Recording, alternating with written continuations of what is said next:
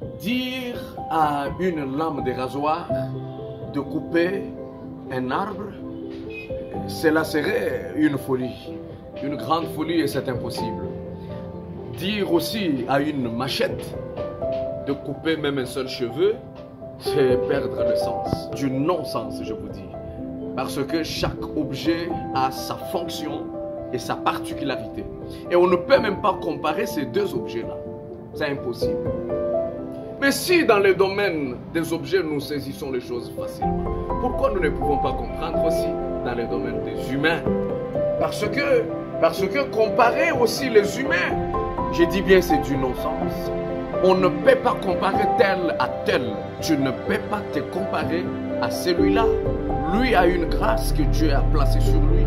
Toi aussi, tu as une grâce que le Seigneur a placée sur toi. Et essayer de l'imiter ou alors de se comparer à lui, c'est une grande folie. Je te dis la vérité, Dieu nous a fait différents. Nous devons saisir ces choses. Et il y a une chose que tu dois comprendre. L'imitation n'a jamais été le produit du Seigneur. L'imitation ne vient que du diable. Seul le diable a voulu imiter le trône de l'Éternel depuis le ciel. Lucifer. C'est pour cela qu'il a été anéanti à zéro. Il est retombé et il est enfoncé. Je te dis mon frère, Dieu ne vous bénira jamais au même moment. Dieu ne vous bénira jamais tous au même moment et de la même manière. Je sais qu'il est le Dieu des impossibilités. Il peut le faire.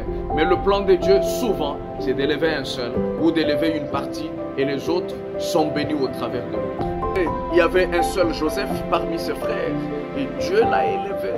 Il fallait que les autres puissent être derrière Joseph pour recevoir la bénédiction. Je te dis la vérité, enlève l'imitation. Vous ne prêcherez jamais comme celui-là et vous ne chanterez jamais comme celui-là. Reste original. Dieu aime l'originalité. Dieu aime le naturel. Remarquez, il y a ce qu'on appelle des hautes montagnes et de petites montagnes. Mais toutes nous les appelons montagnes.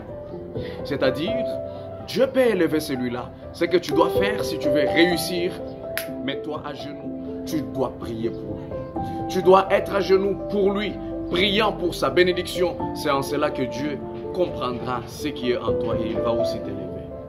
Et bien parmi les 12 disciples, il y avait, ce n'était pas tous les disciples qui partaient prêcher, ce n'était pas tous les disciples qui partaient évangéliser. Il y en avait un seul qui restait priant pour les autres. Pourquoi toi tu ne peux pas te réjouir de la bénédiction de ton frère? Tu sais ce qui fait que tu taxes celui-là de fétiche? Tu sais ce qui fait que tu as de l'amertume quand tu vois celui-là évoluer? C'est parce que tu as l'esprit de l'imitation. L'esprit de l'imitation. Tu veux être comme lui. Non, reste ce que tu es. Dieu te bénira dans ta manière, dans cette façon dont tu es.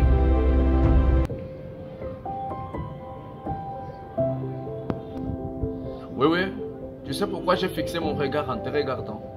C'est pour que tu reviennes en toi-même, pour que tu te ressaisisses, pour que tu comprennes que quand Dieu bénit ton frère, quand Dieu bénit ta soeur, c'est aussi ta bénédiction. Et la meilleure façon que tu attires peut-être la même bénédiction vers toi, c'est en te réjouissant de sa bénédiction. Reste tel que tu es, reste naturel, ne taxe pas celui-là ou celle-là de la magie ou des fétiches, mais regarde le Seigneur. Dieu bénit à toi. Shalom, c'était votre frère, le pasteur Grace Pouton, au sublime.